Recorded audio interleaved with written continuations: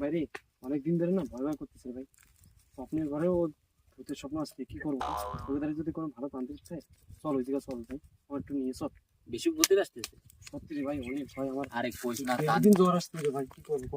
তান্ত্রিকরা খানকির ছেলে হয়। তোর কাছে অনেক পাওয়ার থাকে, তুই যে এরকম করছিস, ওকে যেমন নিন্দা বিন্দা করছিস, ওখানে যদি যাই তো ওই তান্ত্রিক দেখা গেলো সব করে দেবে।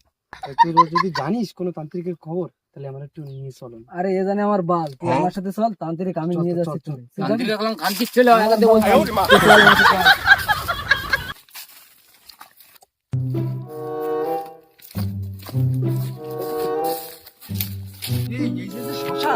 ওরে না বাড়া, এর ভিতরে তান্ত্রিক বলছে লাউড়া, বলছি তান্ত্রিক কিছু হয়।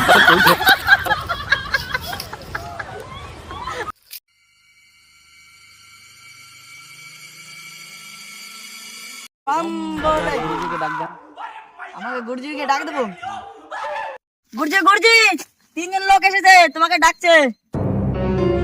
ভম বলে কে সে খানকির ছেলে, ডাক্তারদের ভিতরে। তোমাকে ভিতরে ডাকছে।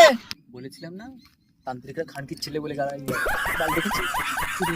আরে ওসব মনের দোষ, তুই চল ভিতরে চল। সাবু মনে ভয় রাখিস কেন? গুরুজি, আমি অনেক অসুবিধায় আছি, আপনি কিছু করুন গুরুজি আমার। তাহলে তোরা সেই খানকির ছেলে এসেছিস?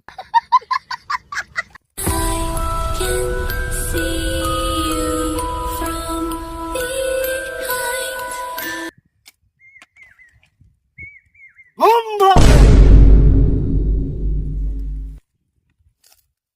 তুই যদি পাপের থেকে মুক্তি হতে চাস, দল থেকে খানকির ছেলেকে সরাই দে।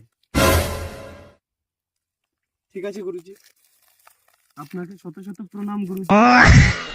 ভম বলে চল। দেখ, আমি তো তান্ত্রিকের দাঁড়িয়ে নিয়ে আসতে যাচ্ছিলাম, এই খানকির ছেলে তোরে নিয়ে আসতে যাচ্ছিলাম না। মহা বড় খানকির ছেলে।